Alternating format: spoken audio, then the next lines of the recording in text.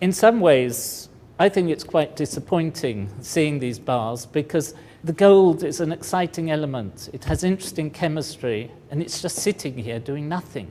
It's enormously impressive, but it's a bit sad, rather like a mausoleum where the dead gold is sitting, waiting for people to remember it. Could be doing exciting reactions and so on. We're in the vault, the bullion vault of the Bank of England. I've never seen so much gold. In fact, I've never seen so much of any element. So we're standing here, and each shelf here has got a ton of gold, which is worth £35 million at today's price. Tomorrow it might be worth even more. It's very secure. We've been through a whole series of security checks. No money is allowed here to make sure we don't take anything out. And so we're both really excited to be here. So the camera may be shaking with Brady's excitement. I've never seen large lumps of gold, and to see it all round is extraordinary. One's first reaction is that it can't possibly be real, because normally you don't see such things. Looks like chocolates in the duty-free at the airport or something like that.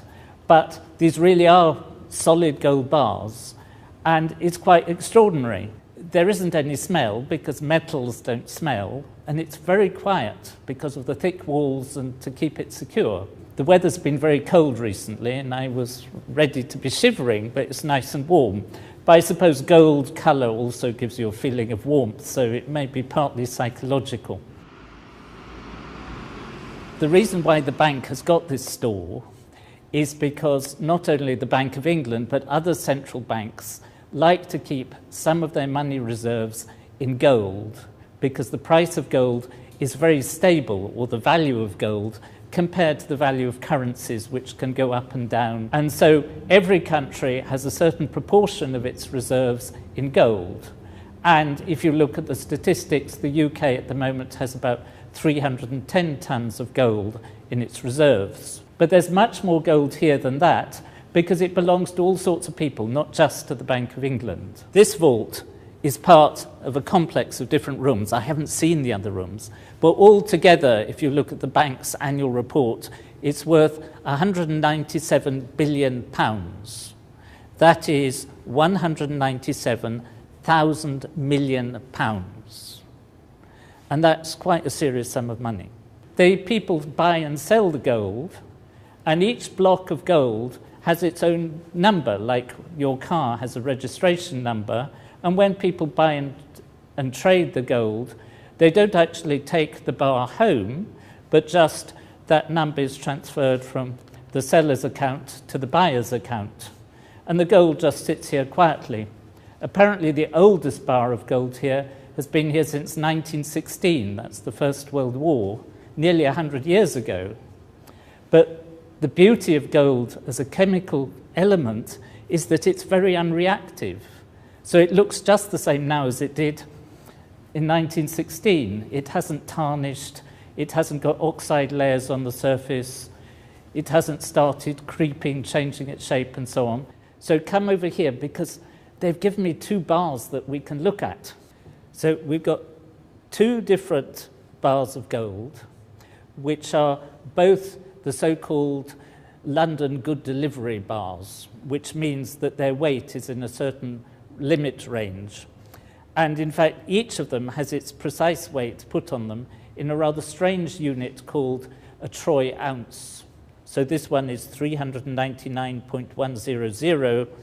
This one was made in Australia, and this one apparently came from Switzerland and is slightly heavier, 400.075.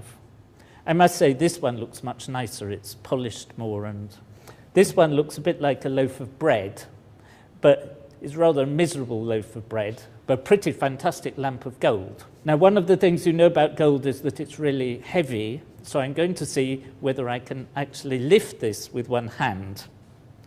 And I can sort of lift it, but not easily. Two hands is quite easy.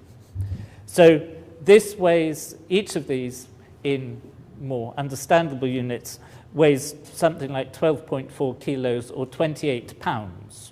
So for those of you who use imperial units, that's 2 stone. Each of these is worth about £435,000. You could buy 2 quite nice houses for a block like this, or for a whole shelf of these, which contains a ton, you could buy 137 of the upmarket Rolls-Royce cars. So take your choice. These blocks are a bit like bricks, and if you took all the gold that had ever been mined and put them together like a construction kit to make a big block, you would end up with a block that was 20 meters cubed. That's 60 feet on each side, which would easily fit, for example, under the legs of the Eiffel Tower. Wouldn't look all that big just as a building on a street. And that's all the gold there ever has been.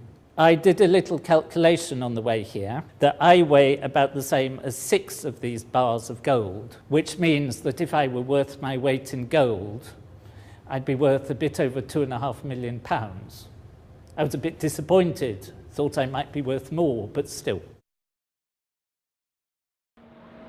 So not only would all the gold ever mined fit here under the legs of the Eiffel Tower, it'd fit here quite easily. By my reckoning, that cube of about 20 metres in each direction would probably fit 3 times from there to over there. Same for each side. And you could probably stack it on top a few times as well. So not that much gold. Now we actually filmed a bit more in the vault we haven't used, so stay tuned, we might use that soon. In the meantime, we've made plenty of other films about gold, we've evaporated it, we've dissolved it. You can check them out also.